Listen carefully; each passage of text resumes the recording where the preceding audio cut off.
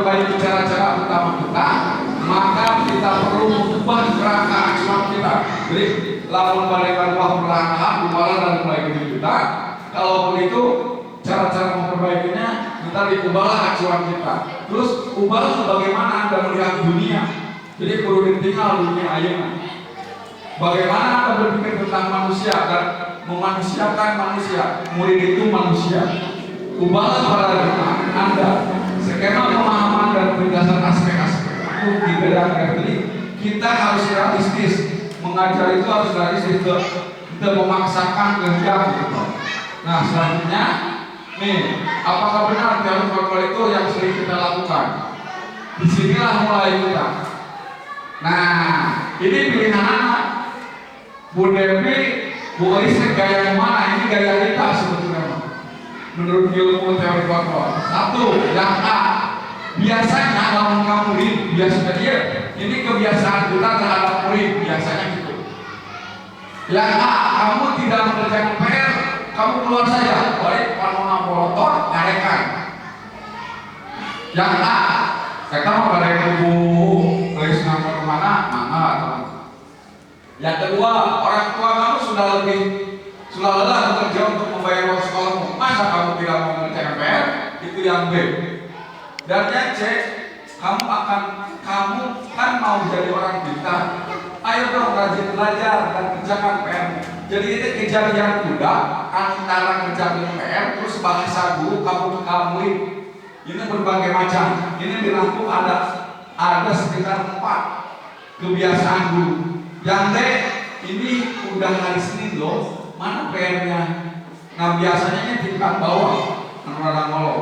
No E supaya kamu bisa mengerjakan PR dan tepat waktu pengumpulkannya apa yang harus kamu lakukan. Nah ini biasanya seorang kelas dewasa. Nah ini dari keempat ini posisi kita yang mana kalau terhadap murid? Apakah kita di posisi ke A atau B atau C atau D atau E? Nah itu tergantung tadi kontrol diri kita. Tadi sudah bicara panangan di kumpulkan kurang di mana posisinya? Nah masih kena ayah anu huruf A atau huruf B huruf C itu biasanya posisi kontrol kita. Nah makanya biasanya guru menurut teori kontrol itu tidak jauh yang ini. Jadi tidak jauh posisi yang A, B, C, D. Tapi ciri primados yang paling dihindari adalah harus yang A itu paling dihindari. Karena dalam teori kontrol itu ada hukuman, ada permasalahan, ada teman, ada motivasi, restitusi nantinya. Jadi ada apa? Ada reward untuk anak. Nah makanya kalau bisa itu yang A dihindari oleh kita. Kenapa? Itu biasanya kalau kamu tidak mengerjakan PR kamu keluar saja, itu biasa balik kontrol biasa. Tapi mudah-mudahan tidak. Nah tapi untuk itu biasanya kita akan melakukan ini. Nih. Nah, penghukuman. Tadi apa? Menguindikan dia mah. Kalimat A biasanya seorang penghukuman. Nah makanya di teori kontrol itu ada penghukuman, Pak. Apa itu penghukuman? Tadi nada suara tinggi, bahasa tubuhnya mata melotot, keras, jaringan ditunjuk, nada berbentak, nada nyarekan, marah, dendam atau bersifat agresif. Itu biasanya posisi kontrol penghukuman menurut dosen, harus mengakui sidang dosen. Yang kedua membuat rasa bersalah. Lamun membuat rasa bersalah biasanya pada lembur. Anda tadi dari si murid nanti ngerasa salah, tentu disalahkan kita guru. Nah yang ketiga ada rasa teman. Biasanya lamun ada rasa teman rada susah. Tetapi rada sedikit kita terlalu kelas bawah biasanya. Senang akrab dengan guru, hasil sifat ketergantungan, jadi mudahkan ketergantungan. Ayat ini sifat memantau berdasarkan pada peraturan dan konstitusi tadi. Biasanya harus memantau ngawasi pula kenyaman omongan. Nah ada lagi yang posisi terakhir yaitu adalah manajer. Guru berbuat sesuatu bersama dengan murid, hasilnya mudah. Yang paling diutamakan di teori kontrol ini adalah yang ini. Mudah-mudahan seluruh guru yang ada di Indonesia menurut pemerintah itu menjadi manajer untuk para muridnya, ataupun kalau tidak jadi manajer itu dari posisi 3 sampai 5. Jadi kalaupun tidak jadi manajer itu posisi 3 sampai 5 itu dimiliki oleh guru. Nah, kalau yang lebih bagus dari posisi 2. Makanya kalau kita jadi guru, karena perubahan zaman harus diikuti, Pak, harus dikontinukan. Maka dari itu posisi ini mana? Nah, sekarang kita contoh penghukuman itu bagaimana, pembuat rasa bersalah itu bagaimana. Lamun terlepas kampus di Cikalong, Pak, pelatihan ABG bukan di sejarah. Ini kita buktikan mana yang disebut dengan penghukuman.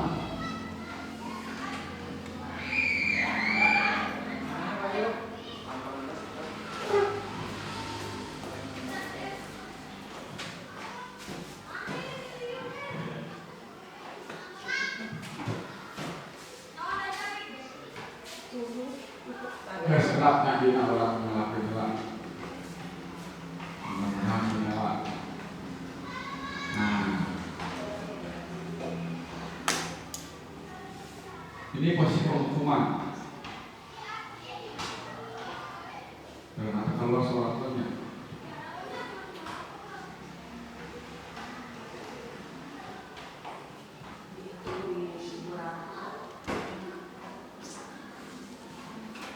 ya suara kantor.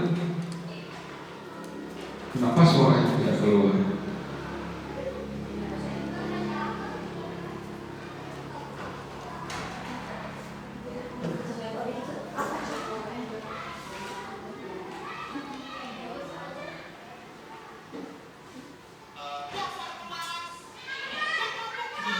Mari kita ulang. Nah, ini penghukuman ini.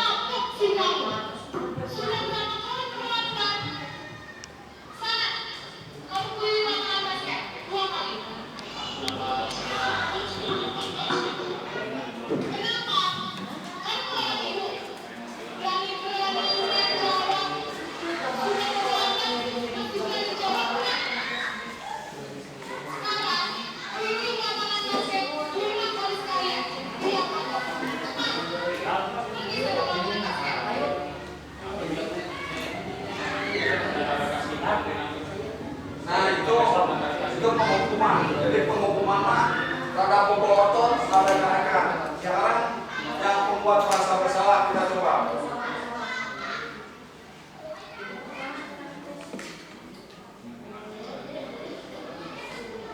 Nah, ini posisi membuat bersalah.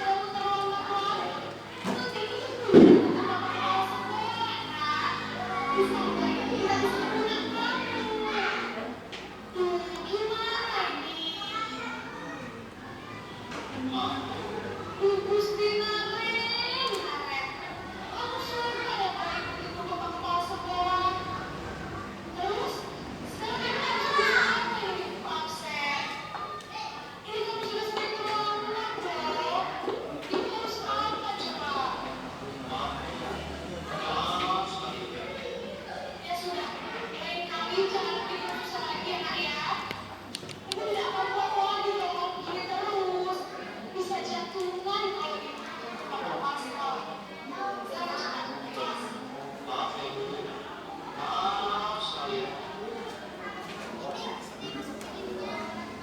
itu posisi merasa bersalah.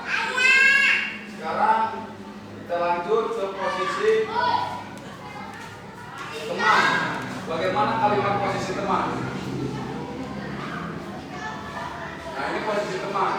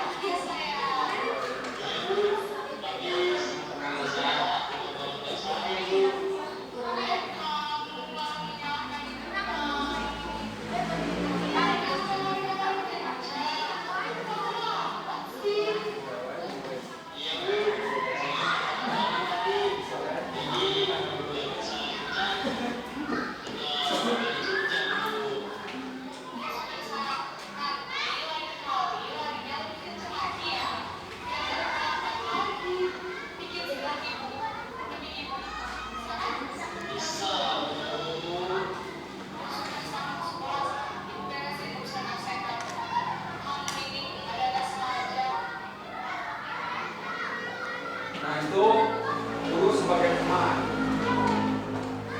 Yang keempat, pemantau.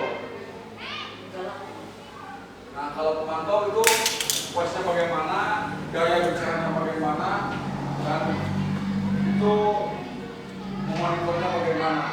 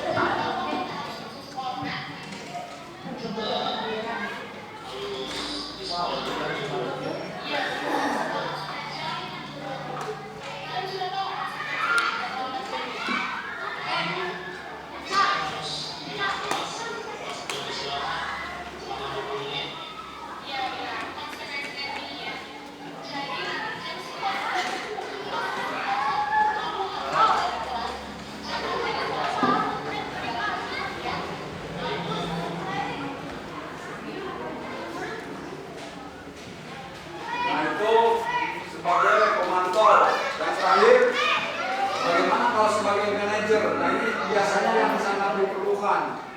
Guru itu sebagai manajer.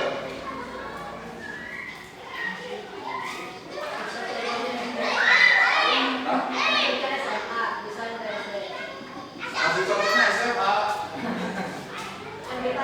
Dikolaborasi saja, nanti dikolaborasi.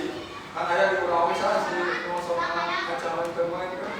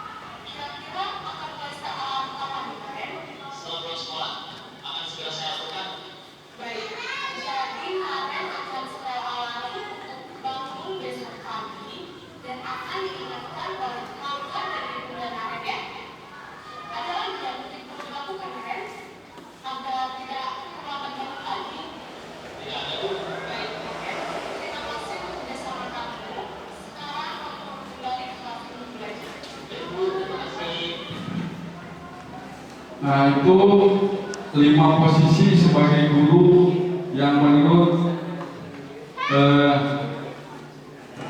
kita bisa lakukan di sekolah. Tinggal tergantung mana kita posisinya. Apakah kita posisinya di penghukum atau di pembuat bersalah, di teman, di pemantau, di manajer, itu tergantung gurunya masing-masing. Kenapa begitu? Tergantung guru masing-masing. Karena penghukum itu karakter gaya kita. Pembuat rasa bersalah pasti juga gurunya itu akan seperti karakter kita juga. Teman, bagaimana gaya kita? Karena beda gaya guru, tiap pengajar beda-beda gaya. Nah, itu tinggal tergantung bagaimana kita menyikapinya.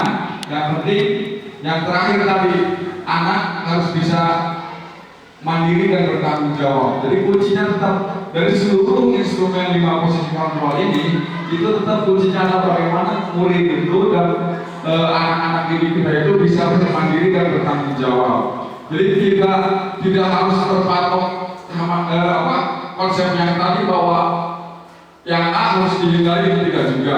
Tapi bagaimana kita menerapkan supaya anak bisa mandiri dan tanggung jawab. Karena menurut Ki Hajar Dewantara tadi menjadi orang yang berguna, memanusiakan manusia di antara manusia dan masyarakatnya, Pak. Jadi yang penting tujuan tadi pembelajaran budaya positifnya tersampaikan.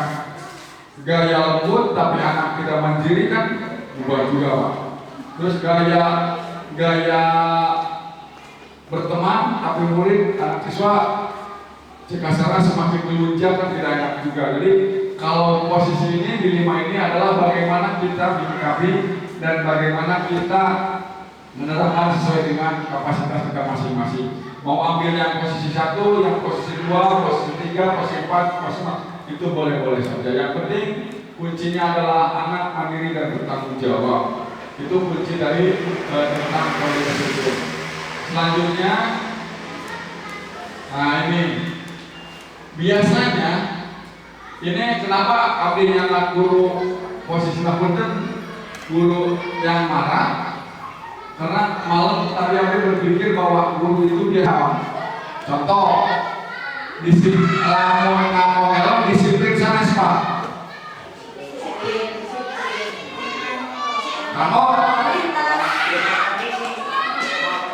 Kamu apa?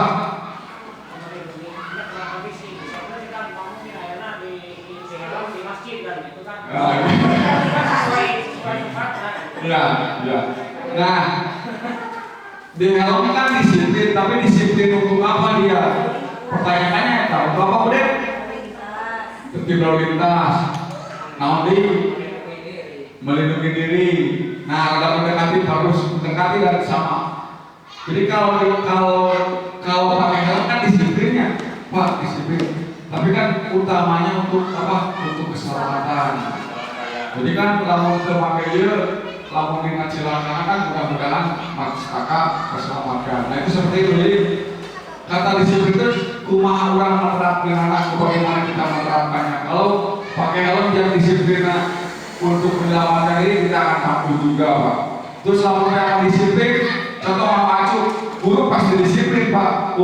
Contoh nama, jinten snack baju coklat tulang, jinten salasa biru dokter, jinten kerbo putih hitam, terus Kamis latih, Jumat olahraga, Sabtu pramuka libur. Itu kan kalimatnya disiplin, dokter. Kalau sama disiplin mentaati aturan perintah dari atasannya, Pak. Nah, kan kalau disiplin, makanya biasanya kita kata mendengar disiplin itu yang terbenar di pikiran kita itu yang terlintas disiplin itu patuh aturan demi keselamatan, demi pekerjaan kita, itu yang namanya disiplin. Makanya kalau disiplin itu kan tergantung bagaimana kita untuk bisa konsekuensi diri kita. Selanjutnya,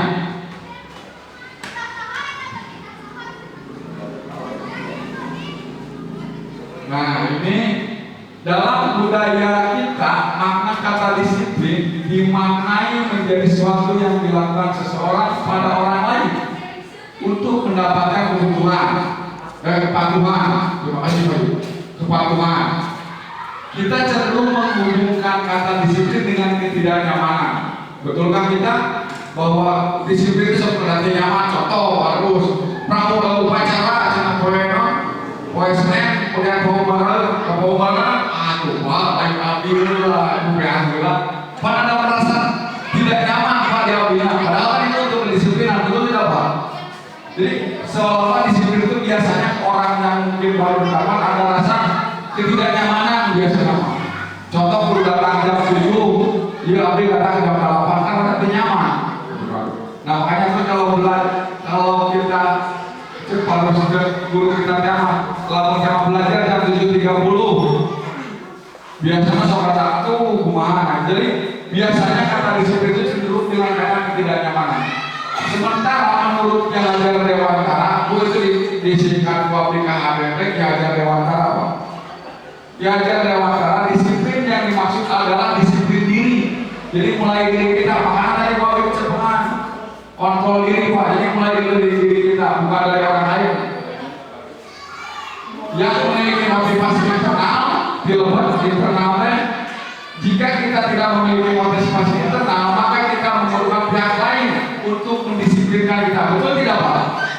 Kalau kita tidak disiplin dari diri kita, kita perlu orang lain Pak untuk mendisiplinkan kita. Contoh boys, kan perlu dialingan, kemudian boys, jam 8, pengganti, itu kan ya Pak, perlu kan? Ada internal, ada juga mendisiplinkan atau motivasi eksternal. Eksternalnya di luar, makanya jadi beda. Dokter UIN di sekolahnya jam 2 nggak boleh salah contoh. Nah jadi KBK harus perlu dari luar untuk mengingatkan kita. Karena berasal dari luar bukan dari dalam diri kita sendiri. Karena tentang itu mendisiplinkan kita atau motivasi eksternal itu karena berasal dari luar bukan dari dalam diri kita. Biasa namun di luar seolah ada tekanan Pak. Lamun di luar mana makanya itu segala sesuatu hal yang menurut kita disiplin itu kalau datangnya dari disiplin internal dari diri kita itu tidak akan ada kalimat dari ketidaknyamanan Pak. Jadi kalau disiplinnya dari diri kita mual ayat kalimat ketidaknyamanan, tapi kalau dari eksternal awalnya biasanya tidak nyaman Pak. Karena apa? Abdi namun harus disebut berbarat atau berarti karena enak banyak. Tapi kan karena itu perlu motivasi dari orang tua dari eksternal. Untuk apa? Untuk tadi mendisiplinkan kita. Nah selanjutnya itu tentang disiplin. Nah sekarang ada teori Pak, teori motivasi, hukuman dan penghargaan. Terakhir itu restitusi. Restitusi itu hadiah Pak. Nah sekarang dari mulai teori motivasi hukuman. Nah hukuman bersifat tidak terencana atau tiba-tiba. Anak atau murid tidak tahu apa yang akan terjadi dan tidak dilibatkan. Hukuman bersifat satu arah dari pihak guru yang memberikan dan murid hanya menerima satu hukuman tanpa melalui suatu kesepakatan atau penghargaan dari pihak guru, baik sebelum atau sesudah. Hukuman yang memberikan dan diberikan bisa berupa fisik maupun psikis. Murid atau anak disakiti oleh satu perbuatan kata-kata. Nah, Pak, ayeuna atau sejama Pak, gambar ini teh kenapa? Gambar budak dicepet, sejama Pak tidak boleh itu hukuman kalau terima kasih. Terus bala urang mah zaman abdi Pak, lamun kaberangan, sok nangtung di kelas di jauh ceurik sabelah. Aina kalau sudah ya Pak, tidak boleh berarti dilaporkan guru apa. Nah makanya teori hukuman itu satu arah dari guru ke murid saja.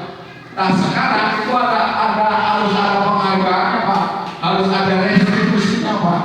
Jadi kalau teori motivasi hukuman dan penghargaan itu saling berkaitan. Makanya di zaman sekarang itu teori hukuman itu biasanya hanya yang bersifat konflik, bukan bersifat yang tadi. Kan itu kalau gambar ini satu arah Pak. Si anak kumpul dicarikan kebenaran atau lebih dicepret itu menurut teori ini katanya tidak boleh Pak. Jadi di mana tidak pas dengan situasi sekarang karena menurut teori itu harus dengan seiring zaman. Selanjutnya, nah ini tadi teori hukuman, sekarang konsekuensi. Teori konsekuensi adalah sudah terencana atau sudah disepakati, sudah dibahas dan disetujui oleh murid dan guru. Pada konsekuensinya murid tetap dibuat tidak nyaman atau jangka waktu pendek. Nah kalau teori konsekuensi ini, anak jeung murid atau murid jeung guru ada kesepakatan apa? Jadi disebutnya ada kesepakatan kelas. Jadi lalu kita masuk jam 7, sok sepakati lah. Lalu pulang jam 8, jam 11 jam 2, sepakati dulu buat jawab. Jadi ketika ada orang yang melanggar itu, anak yang melanggar itu, dia tidak merasa disalahkan oleh guru karena dia sudah menyepakati dengan ini. Jadi kalau teori konsekuensi itu harus disetujui guru dan murid.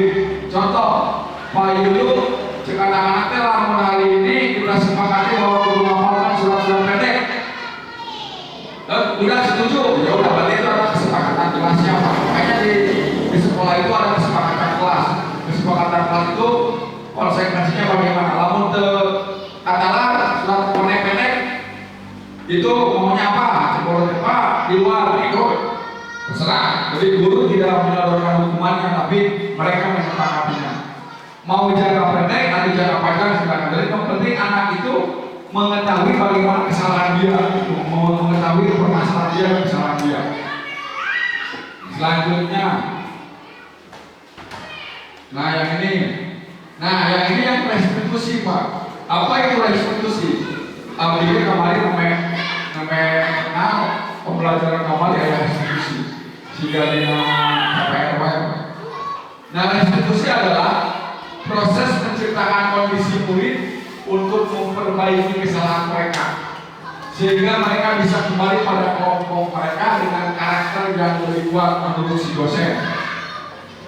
Sementara di sini, restitusi juga merupakan proses kolaboratif yang antara guru dan murid yang disepakati apa? Mulai bapak tadi, coba kamu tak hafal surat pendek, baik naon, hukuman mana? Mereka, nah bahkan pernah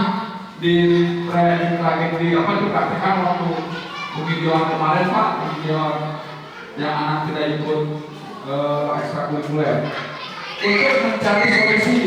untuk mencari solusi masalah mereka dan membantu murid berpikir tentang orang seperti apa yang mereka inginkan dan bagaimana mereka harus memperlakukan orang lain.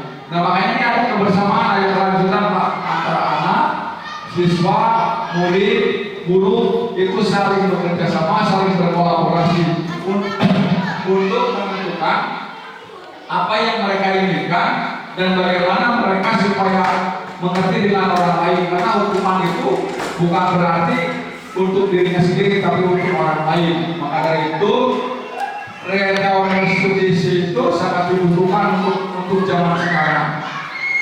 Nah itu adalah restitusi.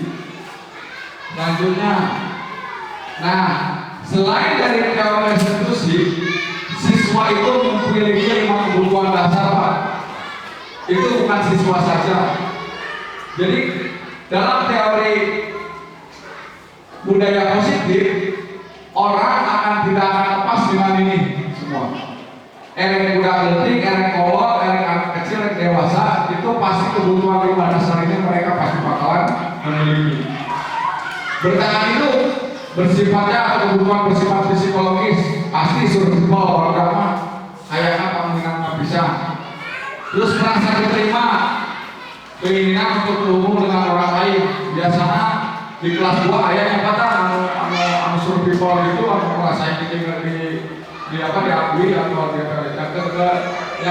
yang ketiga kebebasan. Dan biasanya anak memiliki kebebasan dalam membuat pilihan-pilihan mereka. Jadi ayah pasti perlu kaya muda, buru-buru gitu. 3 kesenangan, keinginan, rasa bahagia. Nah, sementara menurut teori ini kita harus mengikuti anak. Sementara di teori yang akan datang nanti Pak di nomor segitiga restitusi itu akan dibahas bagaimana guru mengarahkan mereka.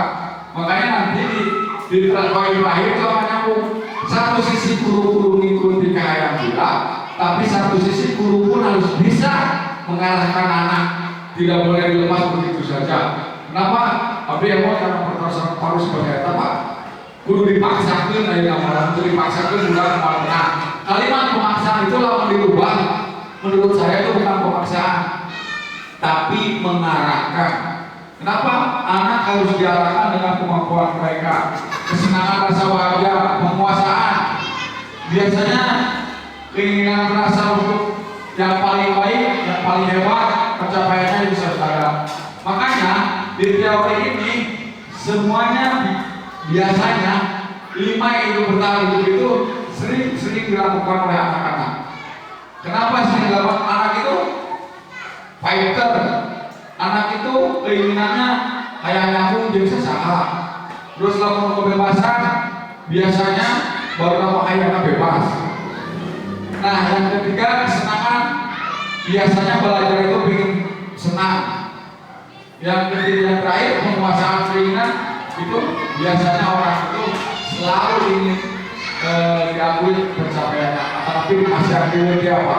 Namun juara hiji ayah naon hadiahna, namun ini tak bisa semacam itu. Nah makanya di teori-teori ini itu saling berkaitan. Yang tadi kalau kembali ke atas satu sisi harus penuh dengan hadiah akan reward.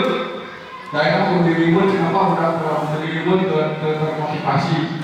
Kalau mau diberi hadiah, cina eta sementara cek gurunya mah cek aturan nilai oke ulah ayat nilai tinggi gitu kan. Tapi dengan dia kan harus ada reward untuk anak itu. Nah, makanya kalau menurut teori restitusi itu biasanya lawan guru TK, guru kelas ini sok biasanya kasih permen ya. Anak kalau mau kasih persen, anak biasanya semacam itu. Nah makanya, kalau dikasih bonus uang itu mah terlalu mewah Pak, terlalu mewah. Nah makanya itu teori restitusi yang harus kita upayakan. Nah setelah itu yang 5 ini pun jangan dihilangkan. Jadi yang 5 itu jangan dihilangkan.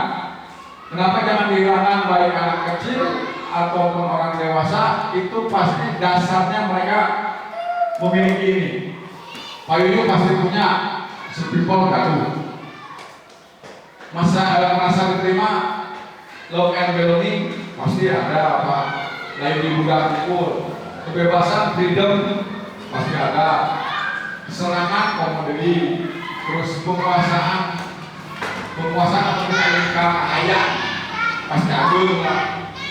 Lebih capek yang lebih naon kayak tadi.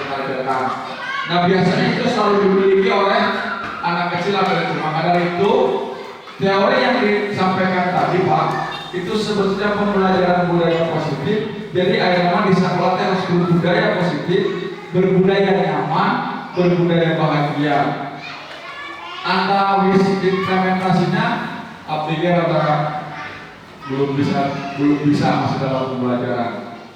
Nah selanjutnya apa itu teori restitusi? Nah disinilah ini akan dibahas. Tadi Paulus. Restitusi adalah suatu dialog yang dilakukan oleh guru atau orang tua agar dapat penghasilan murid yang mandiri dan bertanggung jawab. Nah disinilah ada kalimat yang pertama di kalimat ini, di kalimat restitusi ini. Itu bukan dari sisi kiri dan sisi kanan, tapi yang pertama adalah yang paling bawah Pak.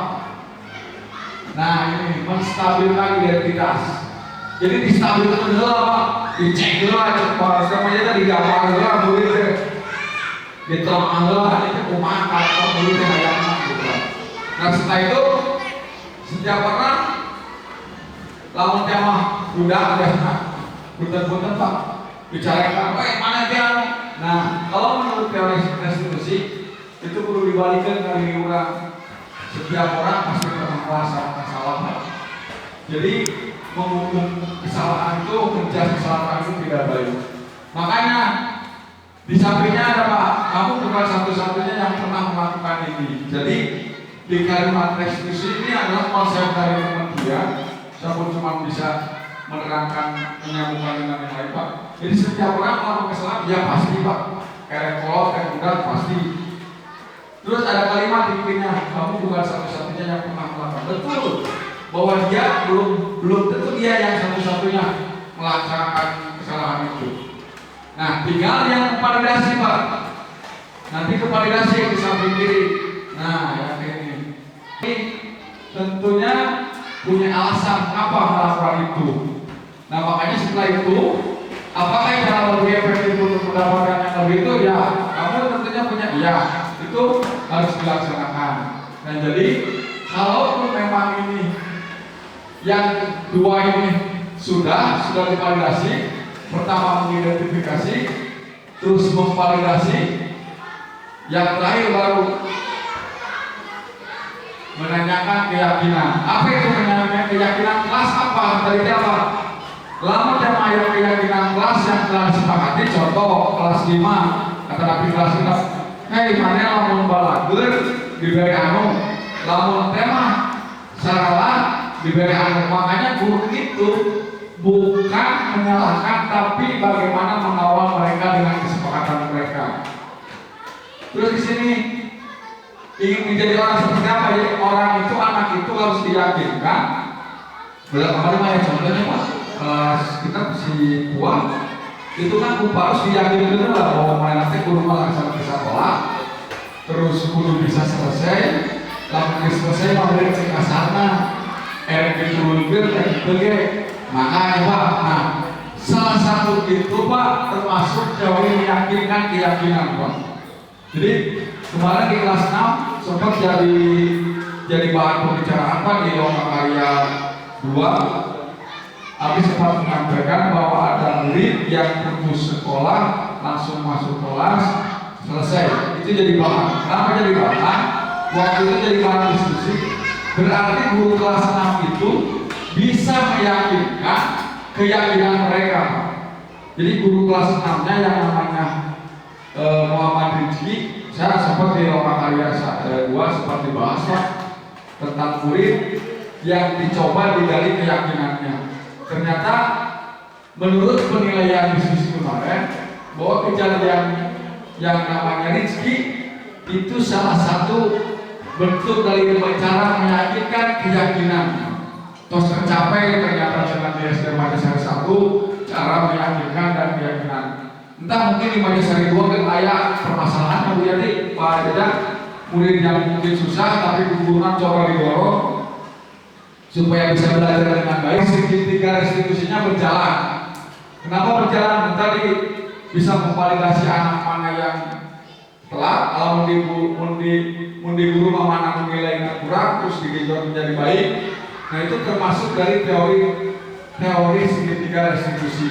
Jadi teori segitiga restitusi itu bagaimana guru bisa memvalidasi anak, bisa mendeteksi anak, terus setelah itu bisa meyakinkan mereka. Jadi bisa meyakinkan mana yang mana, budaknya bisa diajar kembali, bisa belajar kembali, bisa sekolah kembali. Jadi kalaupun sudah dilakukan, insya Allah menurut hasil diskusi kemarin rata-rata guru kalau secara teori segitiga restitusinya sudah berjalan Pak. Kenapa sudah berjalan? Karena tidak ada yang putus sekolah di tingkat SD ataupun SMP. Nah makanya ini adalah teori segitiga restitusi. Nah ini ada Pak, salah sawios video teori segitiga restitusi.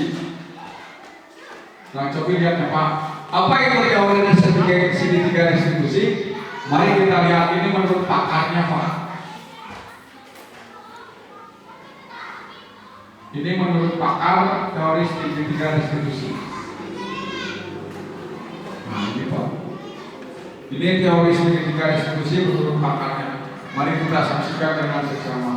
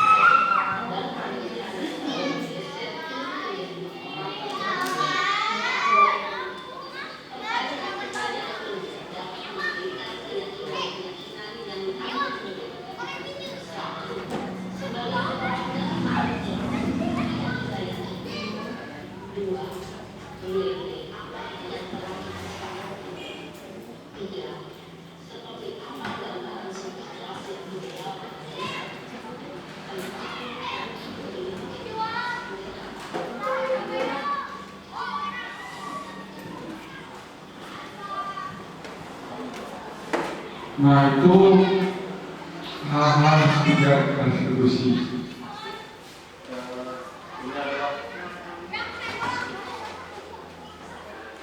Ini adalah perilaku buruk yang sering dilakukan dan harus dilakukan di sekolah masing-masing.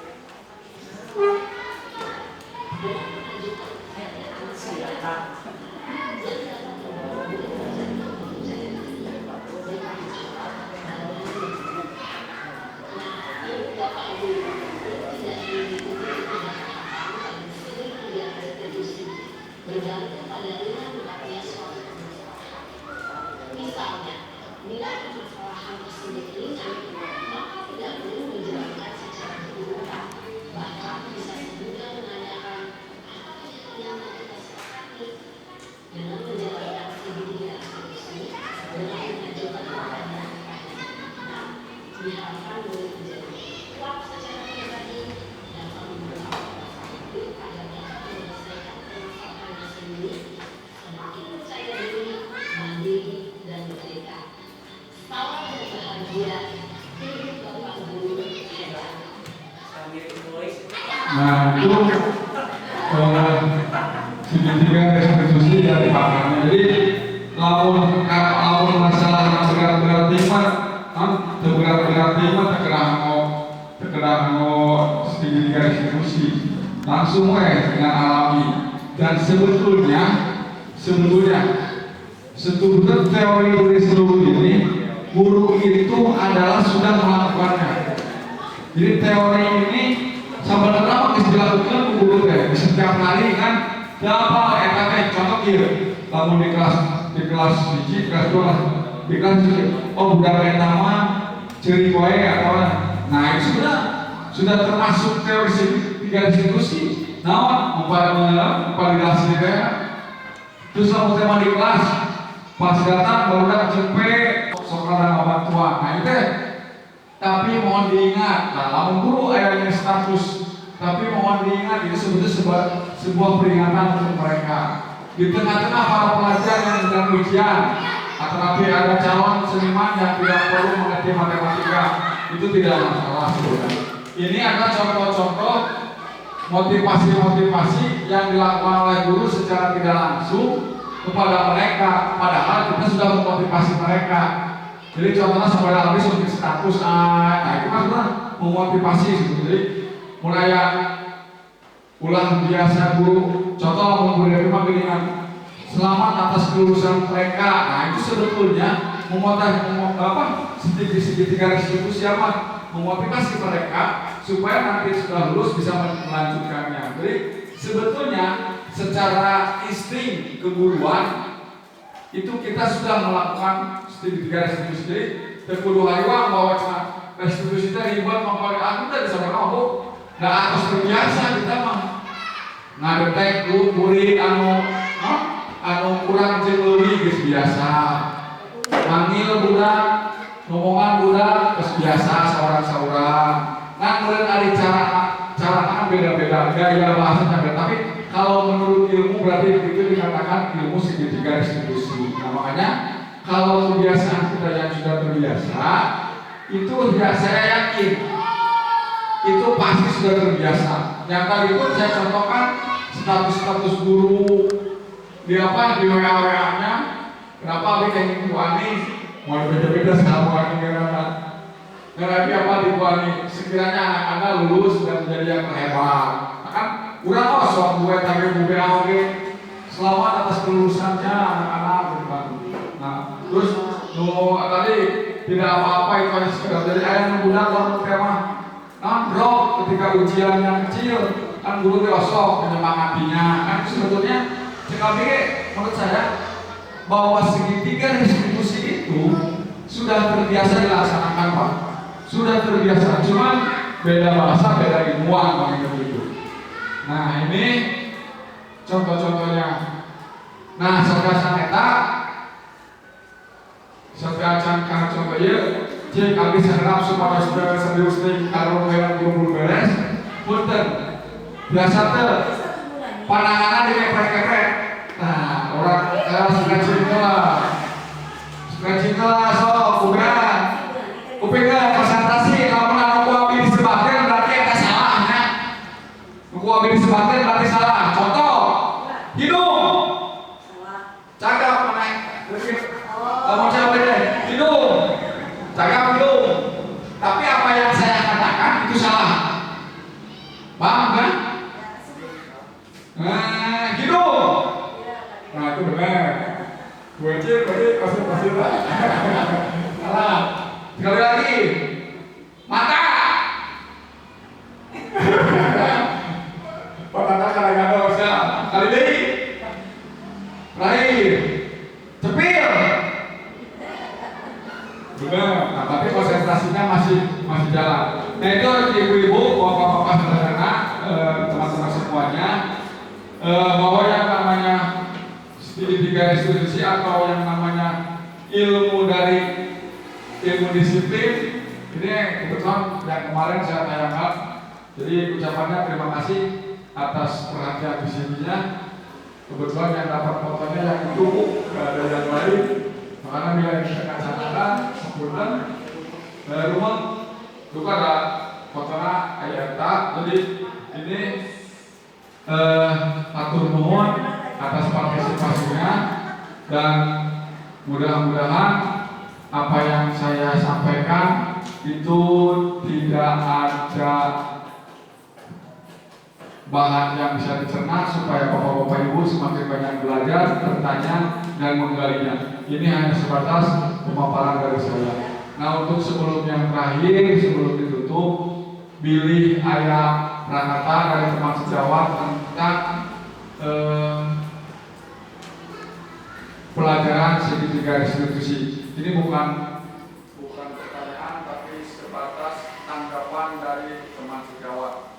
Apakah setuju atau tidak dengan ilmu yang ada di sini tentang segitiga restitusi? Silakan siapa yang mau pilihnya.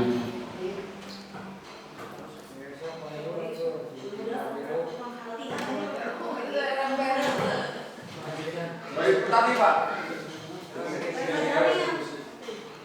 Budaya positif Pak. Budaya positif di sekolah. Bismillahirrahmanirrahim. Assalamualaikum warahmatullahi wabarakatuh. Terima kasih kepada saudara Bapak Barak yang telah menjelaskan dari tema segitiga restitusi segitiga budaya. Segitiga restitusi ini temanya budaya positif. Ini menurut saya sangat baik sekali, sangat menarik dan juga bisa diambil pelajaran. Semuanya itu ada kelebihan dan mungkin sedikit ada kekurangan. Kalau kita simak tadi apa yang beliau jelaskan itu sangat tepat sekali ya dengan situasi kondisi atau pembelajaran sekarang ini. Tetapi kan gaya model-model guru itu sangat berbeda-beda. Tapi yang tadi 5 poin dijelaskan itu cukup menarik sekali. Begitu juga saya ini sudah tercantum di sana di poin nomor 3. Habis sama dengan media di poin nomor 3. Tapi yang alangkah bagusnya tadi di poin nomor 5 gitu. Saya sangat terima kasih, sangat antusias apa yang disampaikan oleh Bapak Baru. Mungkin itu sambutan apa? Tanggapan ya, dari saya. Sekian, assalamualaikum warahmatullahi wabarakatuh. Waalaikumsalam. Banyak pilih berlebihan. Yang terima kasih atas tanggapan dari teman sejawatnya. Dan saya ucapkan terima kasih kepada rekan-rekan. Dan saya ucapkan terima kasih kepada Ibu Kepala Sekolah. Dan saya ucapkan terima kasih kepada teman sejawat saya yang telah hadir dari awal sampai akhir. Dan tim IT di belakang layar yang saya ucapkan terima kasih juga kepada rekan dari guru SD Mandisari 2 yang terpenting sekali atas suksesnya acara ini. Mudah-mudahan kita diberi keberkahan, kesehatan, panjang umur. Untuk itu kami ucapkan terima kasih. Wassalamualaikum warahmatullahi wabarakatuh. Sampai berjumpa di materi berikutnya.